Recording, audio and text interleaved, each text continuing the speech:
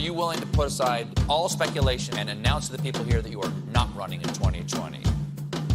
No. Overall, wages are down. People are working longer hours for less money. Obama is current illegal immigrants. African Americans being mistreated in society. Noting that world leaders laughed at President Trump. Thanks to the president's growing trade war. You know what it is? Our new slogan, 2020. Keep America great.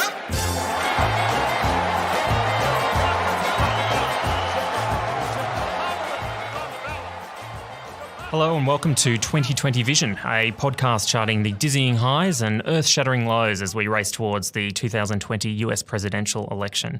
My name is Drew Sheldrick, and in the months ahead, I'll be joined by experts, guests and friends of the United States Study Centre at the University of Sydney for their take on the week's events, what it all means for the future of the Democratic and Republican parties, and, of course, the race for the White House. Yes, November 2020 is 2 years away, but with the midterm elections now decided, the campaign to decide the next American president is well and truly begun. On Wednesday, Brian Walsh, president of the pro-Trump super PAC America First Action, declared the re-elect begins today and it's all in and all on the line. So, gird your loins. We have the always bruising primary battles, a fight for the ideological heart of the Democratic Party, a potential attempt at presidential impeachment proceedings, a host of Democrat-initiated inquiries into the activities of the Trump administration, and that lingering Mueller investigation, all to get through before Americans head back to the ballot box. They're hundreds of miles away, though. They're hundreds and hundreds of miles away. That's not an invasion. Honestly, I think you should let me run the country. You run CNN. Right. And if you did it well, your ratings Let would me be ask much you, better. if I may ask one other question. Mr. President, if I may ask one other question, are you worried? That's enough. That's enough. Mr. President, that's I was going to ask one of the other folks. That's enough. I'll tell you what, CNN should be ashamed of itself having you working for them. You are a rude, terrible person. You shouldn't be working for CNN. Our first guest was an advisor to US Secretary of State John Kerry and an associate professor of strategy and policy at the US Naval War College in Newport, Rhode Island. These days, he's a senior fellow at the United States Study Centre. Dr. Charles Edel, welcome to 2020 Vision. Drew, thanks very much for having me on. On top of those impressive credentials I just listed, Charles, you're a historian, which makes a perfect segue for my first question. What does history tell us about presidents who find themselves without a majority in the House of Representatives, as President Trump has this week? Well, history kind of points to a couple of different things. One, once you lose majorities, it's harder to get things done. This is the norm, in fact, even if this is a very unusual president, but this is a norm, divided government, particularly after the midterms. Pushing legislation becomes much harder because you actually now have checks.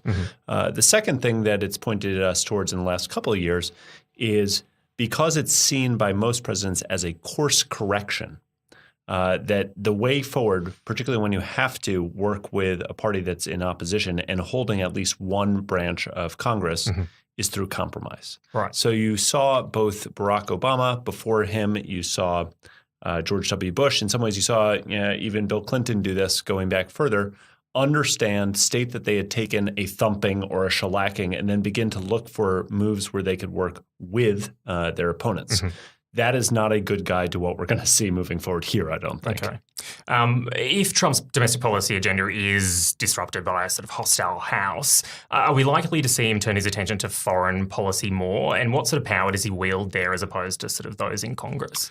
I think it's very likely that it will be disrupted, if only because Trump will disrupt himself. Yeah. It will be hard for him to stay on message, particularly as things heat up. And it's going to heat up with the Mueller probe. It's also going to heat up when there are more checks and oversight on him. So he will have a tendency to turn more towards foreign policy, and that too is normal, that when presidents feel frustrated at home, more stymied, they tend to move towards foreign policy. In general, actually, you see this more happening in the second 2 years of an 8-year term, right, when presidents are in legacy-defining mode, but you could possibly see it here as well. You wrote a piece for the Nikkei Asian Review last month titled "Should Asia Care About the Midterms?" In that you wrote that our region could anticipate some shifts in sort of US foreign policy following the midterms, especially in regards to areas like China, US-China policy. Does Tuesday's result this week sort of confirm that assessment for you? It does, but in some ways it's independent of electoral outcomes. Yeah. And the reason I say that is because while there's a ton of different areas that Trump and the White House are going to bump heads with the Democratic House, no less with the Republican-held Senate, the one area where you see a lot of convergence is on China. And that's true. It's a bipartisan sense that the agreement that was made with China when the U.S. was working on engagement with China, starting in the 70s, but really into the 80s, and then once they were brought into the WTO, the bets that were placed have not worked out. And that's true because China was in a different place. China agreed to play by certain rules and is now much stronger. It's not a developing nation, and it hasn't played by those rules. Right. So it's seen as having multiple implications for American domestic workers, for the American military, for allies in the region. So this is the one area where you actually have broad bipartisan consensus, and that's true on the economic front, on the military strategic front. In some ways, with the Democrats taking the House, you might even see a stronger Asia policy and a more confrontational policy, at least that's how Beijing would read it, because the Dems are more likely to be much more vocal on issues such as human rights. And when you have the internment of more than 1 million Muslim Uyghurs in Western China, this is an issue that actually brings Dems and Republicans together. And again, your question, Drew, was, are we likely to see this being an area, despite the election or because of the election? And I actually see that while there are lots of areas where there'll be butting of heads between Congress and the president, this is an area where I think they agree, and it's in their interest to agree. And the constituents on both sides of the aisle and even outside of government agree on this one too. You mentioned butting heads. Last month, Axios got their hands on a list of potential congressional inquiries that Democrats might launch with control of the House. Now that that's happened, some of the things listed were areas like Trump's tax returns, his relationship with adult film star Stormy Daniels, the firing of former FBI Director James Comey. Firstly, do you think we are going to see a lot of these subpoena-powered investigations, and are they likely to extend to areas like foreign policy decisions made by the administration? Yes and yes. Right. I don't. I think none of us really need to hear or see more on the Stormy Daniels investigation. That's all been aired quite publicly. But on some other areas, yes. The challenge that many Americans have seen is that Congress, which is a co-equal branch of the government, has an oversight role. Right. And while there has been Republican control of both the House and Senate, there has not been oversight of this investigation. You can look at this across the board. If we think about, for instance, when the hurricane came through Puerto Rico, 3,000 Americans killed, lights out for a long time, slow response. Yeah. There have been no investigations on this. The deployment of 15,000 service members to the border, maybe warranted, maybe not warranted, but a massive deployment. No hearings on this at all. No hearings on whether or not North Korea has produced results, Kim's meetings with this. So I think, we have to kind of parse out that there's oversight, dragging secretaries, assistant secretaries, deputy assistant secretaries up to the hill. And they've not always been forthcoming with this administration to say, well, what is the strategy here? What is the policy? We want to hear what you're doing. You can't just be secretive about this. And then there's actually subpoena powers and investigations. Those are different. But, you cited the Axios report. It's not even secret that they got Adam Schiff, who's now going to be the ranking Democrat in charge of the House Intelligence Committee. So oversight on matters of intelligence, including in some ways where that stalled Mueller probe has gone, although it's a separate investigation, wrote an op-ed 3 weeks ago in the Washington Post where he said, if Democrats take over the House, here's what we're going to do. Now, the first paragraph and the last paragraph are really great. The rest kind of seemed like a document that he passed around to every other minority committee head who was about to become the majority ones. So you got a laundry list. The first and the last part are interesting because he said, but let's prioritize certain things above other things. And one of those is going to be to make sure that Russian interference in the American elections is thoroughly investigated and aired. There are a lot of unique personalities among the successful candidates to come out of Tuesday's election. There's also a particularly good showing among minority candidates. Are you seeing any presidential contenders among sort of the successful or maybe even unsuccessful candidates that sort of outperformed expectations? Yes, but the point is how widely can you look? I think I read I've been telling people that I see like about 20 potential candidates. I was corrected because I read an article online that said, no, there are more than 30 that are already up and in the running. Right. Look, when we look specifically at the congressional races and the gubernatorial races and whether or not they're exciting candidates that have emerged from that, there are.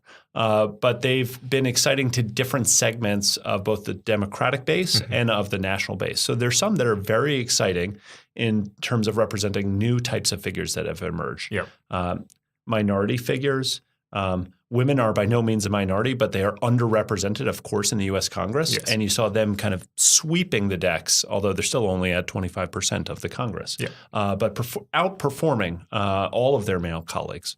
You saw a lot of veterans, service members, national security professionals. There's a lot that mobilized the excitement, and you had some very compelling and charismatic candidates. Most people have focused in on Beto O'Rourke in Texas, Gillum down in Florida, no less Stacey Abrams. But, there's something to be said, too. There are also people that aren't as exciting in those states, but that ended up winning in other areas, too. Before Alexandria Ocasio-Cortez won her race in a special – well, not in a special election, in primary, you had Connor Lamb, a very centrist Democrat, winning in a Pennsylvania rural district, and he just won re-election, too. So there are a lot of exciting candidates. The question is – who is going to be able to mobilize more excitement? Who's going to, because this is a presidential campaign and it's going to be a very expensive one, who's going to be able to bring out donors to it as well? And also, if you've been elected governor, I mean, surely you're not sort of giving up the post after 2 years or a year, just a run for president as well. So. Oh, Drew, you know so little about American politics. Oh, well, you'd hope not. You'd hope not. One of the oldest tropes is for senators that are running, their opponents will critique them, say, you weren't even in the Senate to cast any votes because you were out running. Yeah. Well, the same is true for governors who are running. You weren't even in the state, but that's never stopped any of them before. Yeah, fair enough. We've seen Attorney General Jeff Sessions go already since the midterms.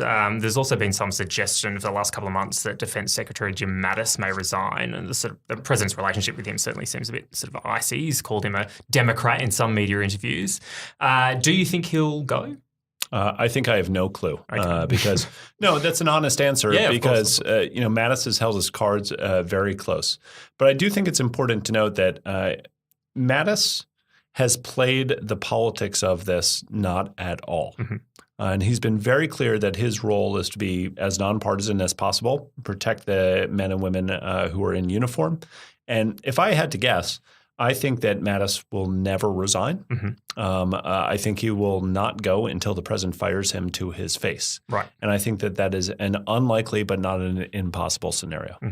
If he does go, who would be a likely replacement? Look, you just jumped right to the question that he is going. I don't think he's going. But if he does go, look, it was a very diplomatic answer, which I would expect from a former diplomat. But who do you think would replace him? Well, look, there are two different ways that you answer that question because one is who would Trump like to replace him, and two, who will he get confirmed? Now we know that the answer to both of those are the same because he has a Senate that has now actually moved more towards the Republican side.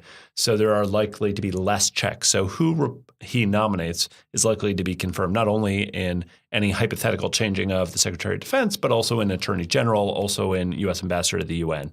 So the names that have come up previously are both Tom Cotton, Senator from Arkansas, and Lindsey Graham, Senator from South Carolina. But again, I tend to think that in defense, at least, that's not going to happen. Do you think there's going to be some concern, maybe among more centrist Republicans, if Mattis goes, that, so he's always referred to as this last adult in the room, really? I mean, do you think there's going to be some grave fears about the administration once he does leave? Yeah, I mean, there are always grave fears about this administration, and there are lots of causes for there to be grave concerns. But it depends under what circumstances, for what reasons, and of course, who is appointed. Because I just named Lindsey Graham and Tom Cotton, but the other name that I hadn't mentioned that I've seen float around too is retired General Keane, who was a retired Army general who was George W. Bush's principal advisor on the surge. He is a Fox News personality at times, so apparently the president likes him. He's also a really solid player. So look, very few people are Jim Mattis, but it depends, of course, who might replace him under what circumstances. On the eve of the midterms, President Trump made the surprise announcement that he'd be nominating Arthur Culverhouse Jr. to be the next US ambassador to Australia. What's your assessment of the pick, and are you expecting a sort of quick and successful confirmation? I think it's a really good pick, and what makes it so good is it's a very solid pick. I'm an American. I'm obviously not an Australian, not here to say how Australians should think about anything. Sure. But when people evaluate ambassadors, there's certain things that you look for in them. One is the ability to communicate not only to the State Department, but directly to the president. So someone who is trusted by the president. Culverhouse ticks that box because he ran the vetting process for the vice president, for Mike Pence. Yes, and Sarah Palin as well. That's true. Famously. That matters not at all to Trump, Okay. but the Pence pick matters enormously to him. So he's a trusted person for Trump. A second thing that matters a lot is whether or not the ambassador has the ability not only to speak to the White House, but also to be able to tap key centers of power within Washington. Because in Canberra, you're going to be looking, of course, at the White House, but also at congressmen, senators, and the broader Washington scene. Culverhouse has been one of the mainstays of the GOP establishment in Washington for the last 40 plus years. He's got his start on the Hill, worked as White House counsel. These are things that tick that box as well. Yeah. The only two other things that strike me as positive in this regards are, one, I know people have said he's not Harry Harris. Yeah. Isn't that too bad? And maybe yes, maybe no, but only Harry Harris is Harry Harris. And if we think that Harry Harris might have brought a wealth of experience in terms of knowing the security environment here, that's potentially a very good thing. But what Harry Harris didn't have was astute acumen of the business space. And as someone who has been a white shoe lawyer handling international clients for years, no less someone who's been involved with national security cases, this is actually a pretty full and really useful package, I think, as ambassador here. Giles, thanks very much for helping us make sense of all the midterms madness today. My pleasure. Thanks for having me on, Drew. Would you now, with the whole world watching, tell President Putin, would you denounce what happened in 2016, and would you warn him to never do it again? My people came to me, Dan Coates came to me, and some others. They said they think it's Russia. I have President Putin. He just said it's not Russia. I will say this. I don't see any reason why it would be.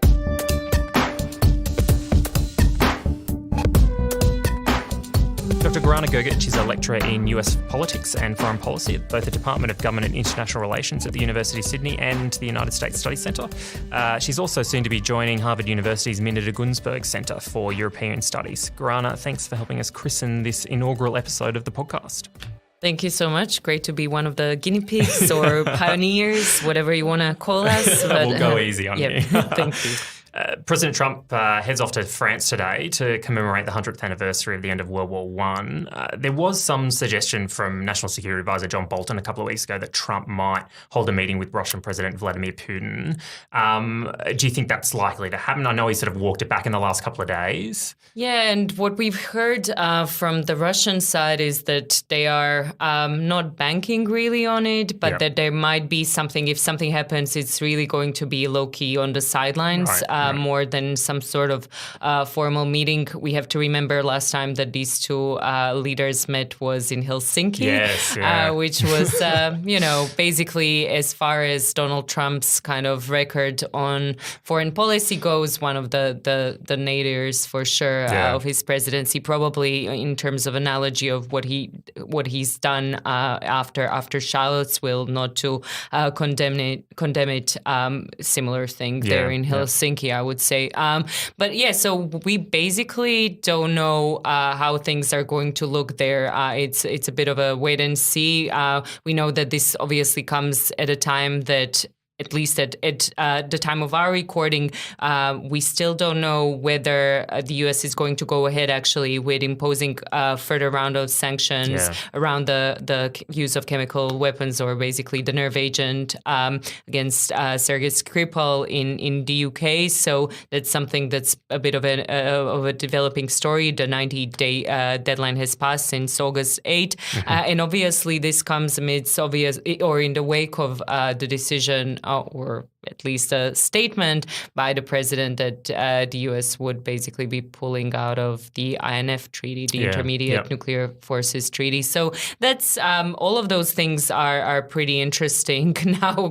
Further, likely to come up though. Who knows? No, they'll certainly have a nice chat about the weather. Regrettably, Macron is not throwing any sort of military parade for the centenary of the armistice, but it's much to Donald Trump's disliking. But we know obviously all of the things that are under that carpet of things that of the kind of bugbears in the U.S.-Russia relations. So further adding to that long laundry list there. What do you think Europe's political class is taking away from the midterms result? I mean, sort of given the rocky transatlantic relationship of the last sort of couple of months or maybe sort of 2 years, is there a lesson here maybe in terms of sort of populist politics or populist leaders in Europe?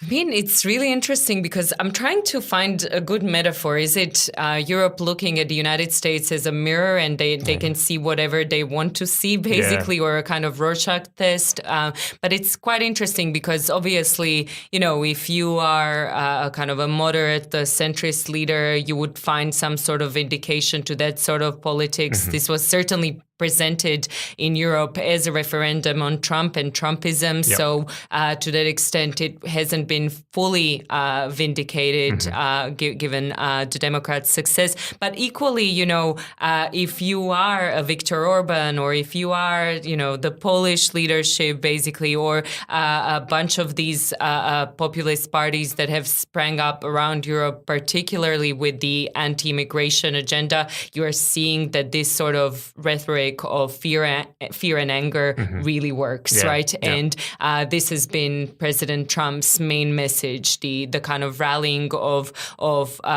voters against this threat of the Central American caravan, right? And that's basically what we are seeing in large parts of Europe now playing out, given the migrants that are coming from Northern Africa. Do you think some European leaders have sort of stopped looking at the United States for sort of global leadership now? I mean, obviously, immigration is probably a separate issue, but on issues like NATO and sort of those sort of bigger global leadership issues, is Europe looking beyond the United States now? Well, we've heard over the past, again, nearly 2 years from the likes of Angela Merkel and Emmanuel Macron that Europe needs to look elsewhere or needs to look within. Yeah. And I think what's really interesting, obviously, we are recording this now a couple of weeks just after we've heard that Angela Merkel is not going to run for re-election. That's number one, but that she's actually stepping down as the leader of the Christian Democrats in Germany. And basically she's in that way, in a way, stepping down from what everyone saw her natural role would be, the kind of leader of this, the remaining kind of rules-based order club of countries. And who's stepping in is Emmanuel Macron, a man that's pretty unpopular at home, but that still garners these sort of hopes for his presidency being a kind of Jupiterian presidency. Yeah. And Sarkozy was to an extent like that, basically wanting to assert a greater role for France on the global scale. I mean, Macron has just recently announced or re-announced his great hope for a stronger European Union defense, given that European Union is basically an economic giant but a military dwarf, and trying to kind of bridge that gap somehow. A lot of Europeans are certainly now seeing with this sort of walking back from some of the disarmament or arms control treaties as a kind of a call to start seriously thinking about how do they protect themselves, especially when Donald Trump is so openly and time and time again questioning and kind of interrogating his allies and whether What's in they're it for spending us? exactly whether they're spending the magical 2%, right? Whether they have a trade deficit and whether that if that kind of defines their relations. So seeing everything through that zero-sum prism, it's not a great calculus, and I think that there is a lot more thought being given to that. But equally, I mean, Europe can't do it in any sort of short to medium run. They're stuck where they are currently. And the other thing is NATO is still there, and there are some states within Europe, particularly Britain, that's now exiting the EU, that won't be that happy to see these sort of developments proceeding. So it's all a bit of kind of moving pieces there. Nikki Haley made a surprise resignation as US ambassador to the United Nations just prior to the midterms. What sort of legacy do you think she leaves from her tenure? And can we expect any kind of change in US engagement with the UN with a new representative when that person's selected? Yeah, so everyone is wondering, where did Nikki Haley go? Yeah. Is she preparing 2020 presidential run? or what's happening? And Running I've for heard office, so many of these kind of stories about maybe she's actually preparing to replace Lindsey Graham if he was to become the Secretary of Defense or something like that. And obviously you've speculated with Charlie where Lindsey Graham may or may not be going. But I think with Haley's legacy, it's quite paradoxical in the sense that when she was hired for the job, she was really seen as an establishmentarian Republican. I mean, if anything, during 2016, she was one of the supporters or she endorsed Marco Rubio. She was seen potentially as a pick that Hillary Clinton might have feared with this Rubio-Haley ticket, Republicans, but of kind of different kind and so on. So she got into the job as quite kind of establishment type candidate or appointee. And then what happened was that in a lot of ways, she was actually very close to the Trump administration in some of the policies that she was pushing forward, especially being hard on allies and kind of taking note of who voted against the U.S. In that resolution around the moving of the embassy and so on. So very much hard on Iran. Also, a couple of times found herself in misstep or as she was said to be confused about the administration's stance on Russia and sanctions there. So in a lot of ways, kind of a good spokeswoman for the president, but at the same time, never quite part of that clique, I would say. Yeah, in a circle. Another former US ambassador to the United Nations, John Bolton, has sort of seen his star rise within the administration lately. If Trump turns his hands to a sort of more forceful foreign policy after being hamstrung by Democrats in the House of Reps, for example, what sort of influence is Bolton likely to have over areas like Iran policy? Well, I think that Bolton already got what he wanted, right? He got into the job in late April, and since then, basically, there was this great opinion piece about John Bolton I read not that long ago, how he actually in his office has two pictures, and one of them is actually President Trump signing the withdrawal from the JCPOA, the Iran nuclear deal, and another one is something to do with the kind of the campaign that has been going on for getting rid of the deal. So that's certainly been kind of at the forefront his of dream. his exactly. Yeah. So all of his dreams have already come true. Yeah. So what else is there to do? But I think both Donald Trump and John Bolton agree on the purpose or the lack of purpose for multilateral institutions. And I think that in that they are basically kind of going in lockstep with each other.